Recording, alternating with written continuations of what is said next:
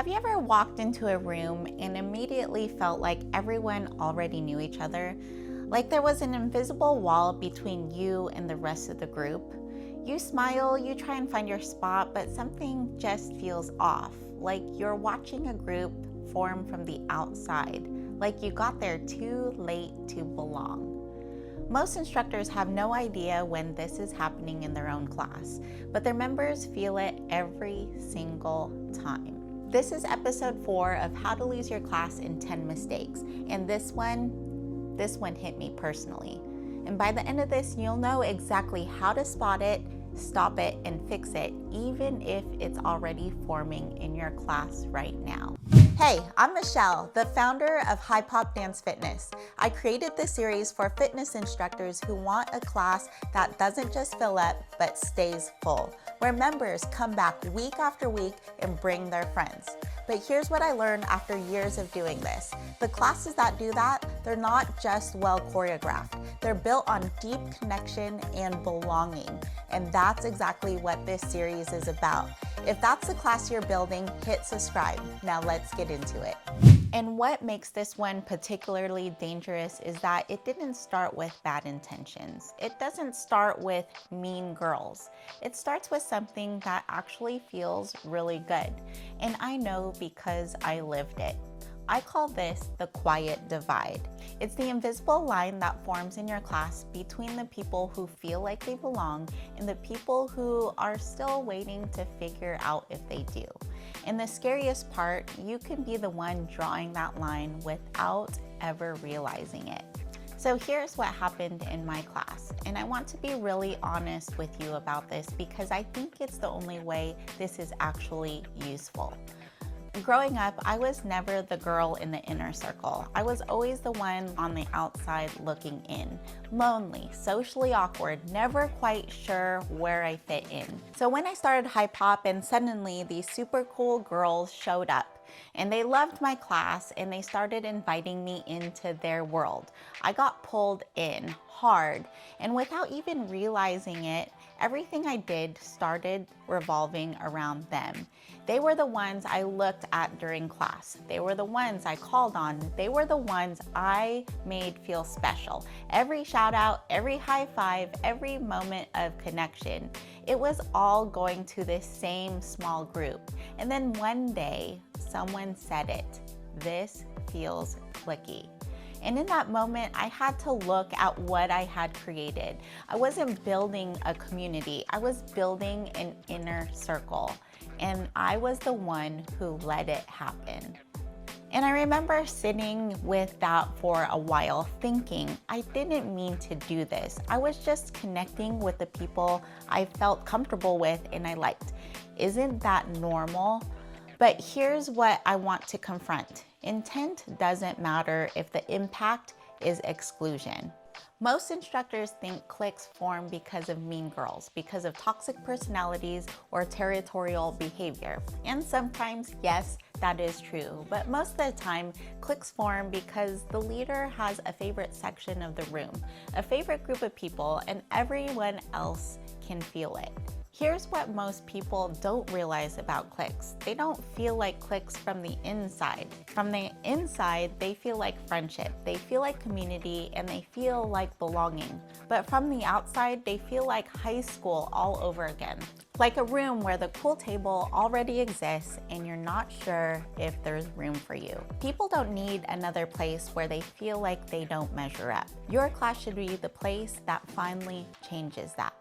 So here's what I changed and what you could start doing too. The first thing is the simplest, and it starts before class begins. Speak to the newcomers first and the quieter members first, not necessarily the regulars, not the girls you always gravitate towards. Speak to the new person standing near the door who isn't sure where to go, the quieter member who always finds a spot in the back and keeps to herself.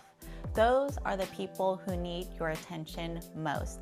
And a simple, hey, I'm so glad you're here can completely change how they experience the next hour. Number 2, spread your energy around the room during class. Your shout outs, your eye contact, your praise, they should be traveling the entire room, not just landing in the same corner every time. And if you find yourself always looking to the same section of the room, that's your sign. Move your attention, move your body, move through the room. And third, and we touched on this in episode 2, is to rotate your lines. If the same people are always at the front, always together, always the focal point, you've created a visual hierarchy, and everyone in the room can see it.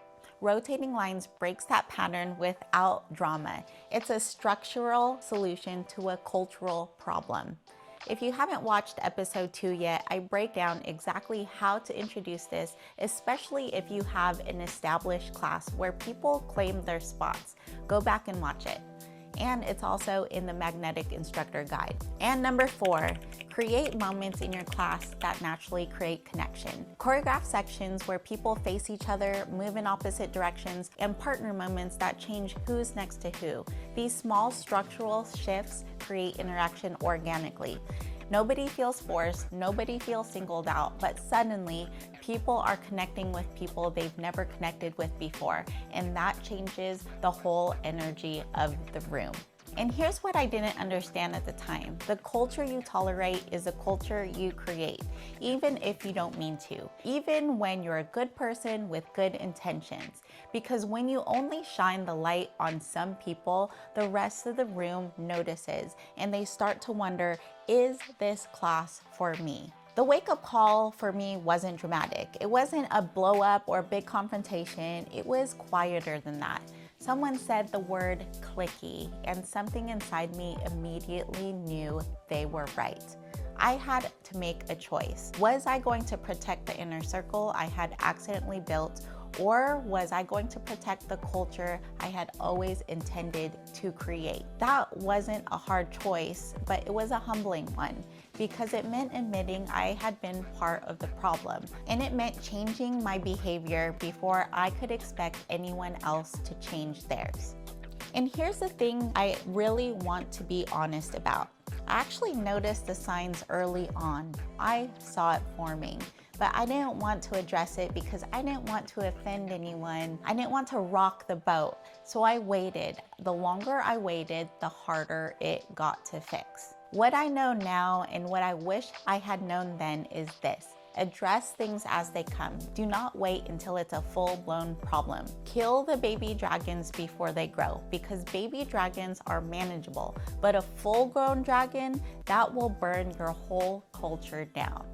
Here's what I know now. A magnetic instructor doesn't just avoid cliques. She actively prevents them. She models inclusive behavior every single day, because culture doesn't just happen. It gets built intentionally or accidentally by whoever is leading the room. Now, what if the clique has already formed?